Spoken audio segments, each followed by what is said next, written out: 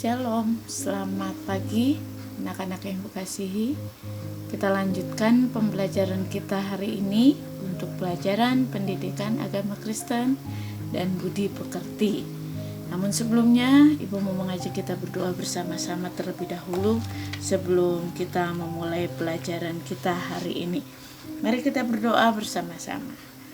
Tuhan Yesus yang baik, terima kasih buat hari yang Kau berikan bagi kami. Saat ini Tuhan, kami akan mulai pelajaran agama. Kiranya Tuhan memberkati kami, memberikan kepintaran agar kami dapat mengerti pelajaran yang kami terima. Terima kasih Tuhan Yesus, hanya di dalam nama Tuhan Yesus kami berdoa. Haleluya, amin. Ya, puji Tuhan. Anak-anak yang kukasihi, saat ini kita akan melanjutkan pelajaran kita di bab yang ke-8, ya, pendidikan agama Kristen dan budi pekerti kelas 5 SD. Bab ke-8 adalah keselamatan hanya di dalam Yesus. Keselamatan hanya di dalam Yesus. Dalam buku paket nanti anak-anak bisa membaca mulai dari halaman 52 sampai dengan halamannya yang ke-56. Kalau minggu lalu kita sudah belajar tentang pengorbanan Tuhan Yesus, dan sekarang kita akan melihat bagaimana kita ketahui bersama-sama melalui pelajaran ini bahwa keselamatan itu, keselamatan hidup kita hanya kita dapat di dalam Tuhan kita Yesus Kristus. Bagian yang pertama adalah kurban yang sempurna. Pada umumnya, manusia tidak suka dengan peristiwa kematian karena mendatangkan duka cita atau kesedihan. Bahkan ada manusia yang takut dengan kematian. Namun, kematian manusia itu ditentukan oleh Allah. Kita tidak bisa menghindari kematian, tetapi yang menentukan semuanya itu adalah Allah. Berbeda dengan kematian yang dialami oleh Yesus. Waktu lalu kita sudah tahu bersama-sama bahwa Yesus mengorbankan dirinya di atas kayu salib, memberikan nyawanya. Ya, jadi kematian Yesus bertujuan untuk maksud mulia, untuk menunjukkan kemuliaannya. Ya, tujuan Tuhan Yesus yaitu menebus dosa manusia. Dalam perjanjian lama, dalam kitab Imamat, Allah memberikan peraturan tentang kurban. Nanti anak-anak bisa membaca dalam kitab Imamat pasal 4, ya, bagaimana diberitahukan pada masa perjanjian lama bahwa ya, ketika ingin melakukan penebusan dosa, penebusan kesalahan yang diperbuat oleh manusia, maka seorang imam harus mempersembahkan korban domba atau korban kambing, lembu, dan itu ada persyaratannya, harus domba yang tidak bercacat cela, harus domba yang banyak lemaknya. Ada peraturan-peraturan yang ditetapkan dalam kitab Imamat tersebut. Nah, namun hanya Yesus satu-satunya yang menjadi kurban yang sempurna, yang tidak bercela dan berkenan di hadapan Allah. Jadi kurban yang sempurna hanya ada dalam Yesus Kristus.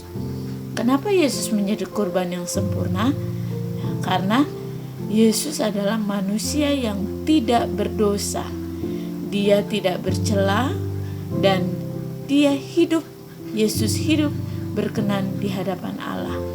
Itu yang menjadi alasan bahwa Yesus satu-satunya korban yang sempurna. Nanti anak-anak bisa membaca dalam 1 Petrus pasal 1 ayat 18 sampai 19. Selanjutnya, untuk menebus dosa manusia diperlukan satu kurban yang sempurna, yang suci dan kudus. Dan itu hanya dapat dipenuhi oleh Yesus Kristus. Hanya Yesus yang dapat memenuhi tuntutan itu. Ya, Tadi Bu sudah sampaikan bahwa Yesuslah yang menjadi kurban yang sempurna karena dia tidak bercacat celah. Ya, dia adalah manusia yang tidak berdosa. Tadi dikatakan Yesus berkenan di hadapan Allah. Jadi hanya Yesus yang dapat memenuhi tuntutan itu. Ya, korban yang sempurna, yang suci, yang kudus.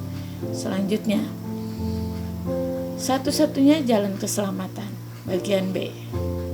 Yesus turun ke dalam dunia dan menjadi manusia untuk menjalankan tugas dari Allah Bapa kepadanya, yaitu menyelamatkan manusia dari hukuman dosa, menebus dosa-dosa manusia.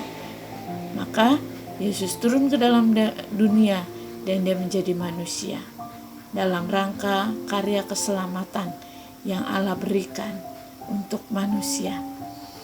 Semasa hidupnya Yesus ketika berada di dalam dunia, Yesus mengajar banyak orang tentang firman-Nya, dan juga Yesus banyak melakukan mujizat dan tanda-tanda ajaib. Ketika Yesus ada di dalam dunia, ada banyak orang yang membenci akan keberadaan Yesus saat di dalam dunia.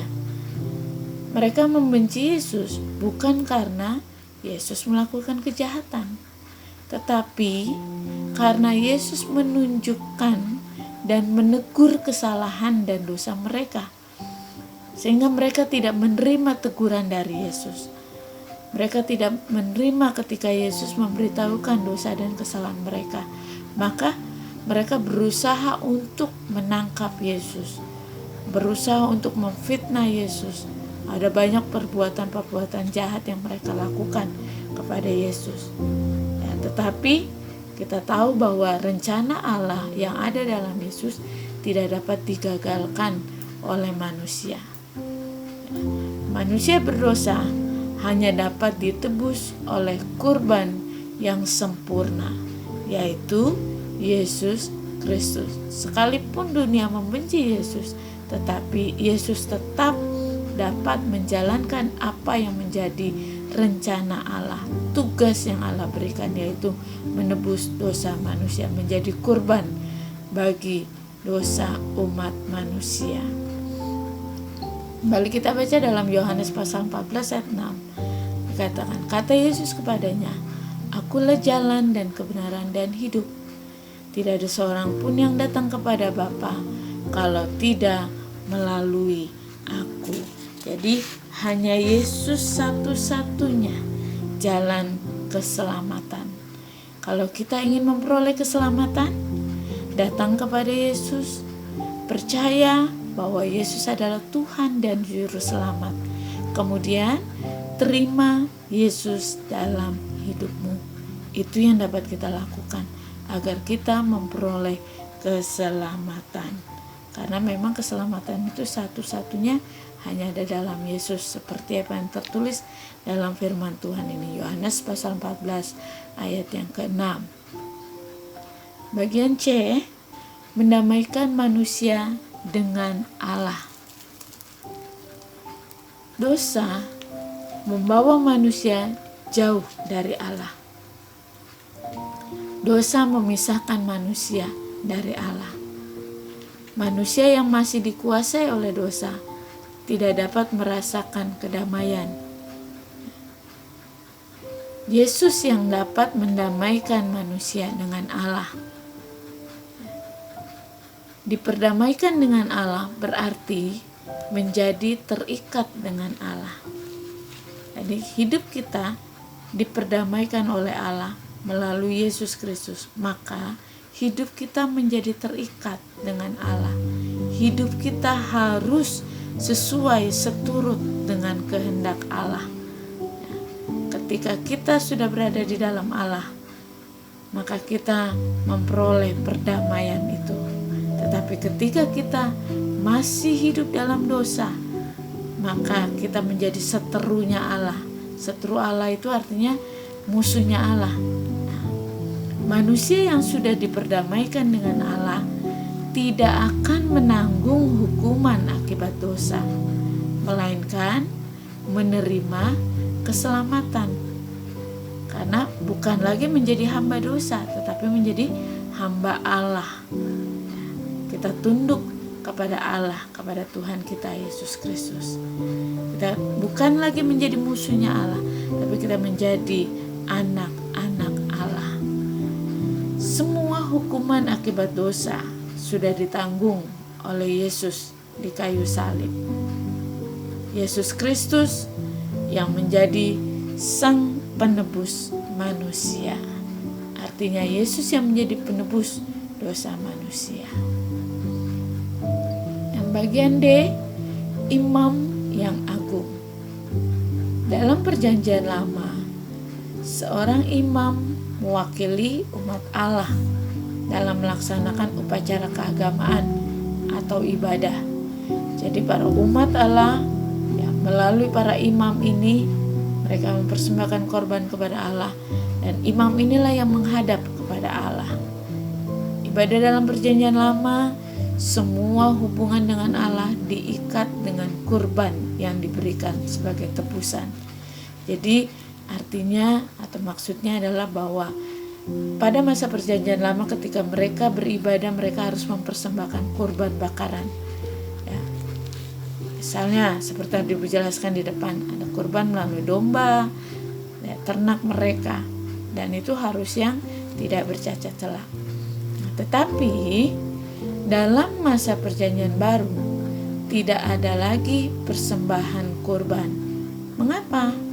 Karena sudah digantikan oleh pengorbanan Tuhan Yesus. Ya, sudah pernah Ibu jelaskan bahwa Yesus sudah berkorban bagi kita, ya, mengorbankan dirinya bagi umat manusia. Maka kita tidak lagi, ketika kita datang beribadah kepada Tuhan, kita tidak perlu lagi membawa korban bakaran melalui lembu atau domba. Ya, tidak perlu lagi karena sudah ada darah Yesus yang sudah tercurah. Yesus tidak hanya menjadi kurban tebusan, tetapi Yesus sendirilah yang kini telah menjadi imamnya, imam yang agung. Ya, maka ketika kita datang kepada Allah, kita langsung bersekutu dengan Yesus, bersekutu dengan Allah. Kita bisa berdoa, kita bisa memuji Tuhan, kita datang beribadah di gereja, menaikkan pujian kita kepada Tuhan. Tidak lagi ya melalui para imam seperti dalam perjanjian lama, karena Yesus yang telah menjadi imam agung kita. Imam yang agung yaitu Yesus Kristus. Dan apa yang dilakukan oleh Yesus sempurna, cukup sekali dan sudah sempurna. Yesus sudah lahir ke dalam dunia, menjadi manusia, memberitakan firman. Kemudian dia harus mati di atas kayu salib, tapi dia bangkit pada hari yang ketiga.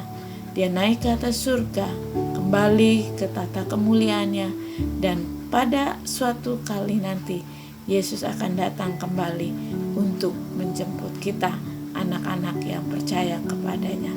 Itulah pengorbanan Yesus, itulah Allah kita, imam yang agung, yang mulia, yang rela memberikan nyawanya bagi kita.